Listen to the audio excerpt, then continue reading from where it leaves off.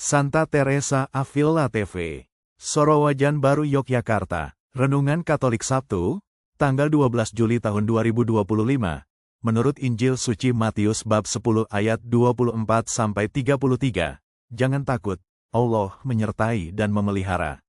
Marilah kita berdoa, dalam nama Bapa Putra dan Roh Kudus.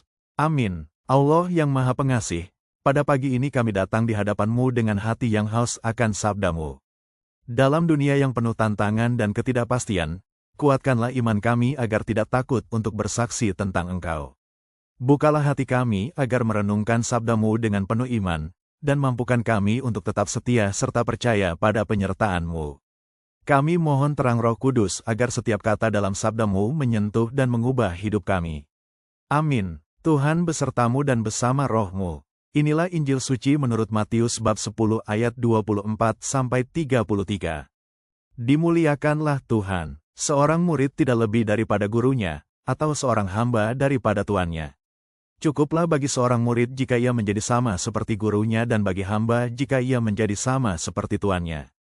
Jika tuan rumah disebut Beelzebul, apalagi seisi rumahnya. Jadi janganlah kamu takut kepada mereka, karena tidak ada sesuatu pun yang tertutup yang tidak akan dibuka, dan tidak ada sesuatu pun yang tersembunyi yang tidak akan diketahui. Apa yang kukatakan kepadamu dalam gelap, katakanlah itu dalam terang, dan apa yang dibisikkan ke telingamu, beritakanlah itu dari atas atap rumah. Dan janganlah kamu takut kepada mereka yang dapat membunuh tubuh, tetapi yang tidak berkuasa membunuh jiwa, takutlah terutama kepada Dia yang berkuasa membinasakan baik jiwa maupun tubuh di dalam neraka. Bukankah burung pipit dijual 2 ekor seduit? Namun seekor pun daripadanya tidak akan jatuh ke bumi di luar kehendak Bapamu. Dan kamu, rambut kepalamu pun terhitung semuanya. Sebab itu janganlah kamu takut, karena kamu lebih berharga daripada banyak burung pipit. Setiap orang yang mengakui aku di depan manusia, aku juga akan mengakui di depan Bapa-Ku yang di surga. Tetapi barang siapa menyangkal aku di depan manusia, aku juga akan menyangkal dia di depan Bapa-Ku yang di surga. Demikianlah sabda Tuhan. Terpujilah Kristus. Kutipan hari ini, janganlah kamu takut, karena kamu lebih berharga daripada banyak burung pipit.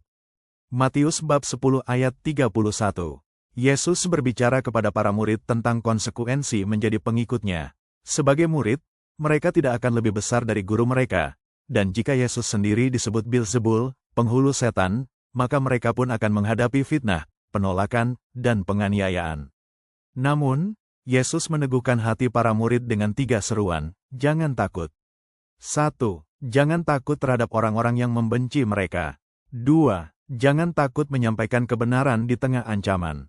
3. Jangan takut kepada yang hanya bisa membunuh tubuh tetapi tidak bisa menyentuh jiwa. Yesus menegaskan bahwa Tuhan mengetahui dan memelihara setiap makhluk ciptaan, bahkan burung pipit yang sederhana. Apalagi manusia, yang jauh lebih berharga. Tuhan memelihara sampai ke rambut di kepala kita yang terhitung semuanya. Dalam hidup sehari-hari, kita sering menghadapi situasi yang membuat takut. 1. Takut ditolak karena iman kita. 2. Takut kehilangan kenyamanan karena menolak ketidakadilan. 3. Takut dianggap berbeda karena bersikap benar. Yesus mengerti ketakutan itu, maka Ia meneguhkan kita dengan sabdanya. Janganlah kamu takut. Yesus tidak menjanjikan jalan yang bebas dari tantangan, tetapi menjanjikan bahwa Allah tahu, peduli, dan menyertai. Bahkan dalam kesunyian dan penderitaan tersembunyi, Allah tetap hadir. Iman sejati bukanlah ketiadaan rasa takut, tetapi keberanian untuk tetap berjalan bersama Tuhan meskipun ada rasa takut. Poin-poin refleksi dalam kehidupan sehari-hari. 1. Apakah saya takut mengakui iman saya di depan umum? Mungkin di tempat kerja, sekolah, atau lingkungan sosial. Injil hari ini menegaskan, kita harus berani bersaksi.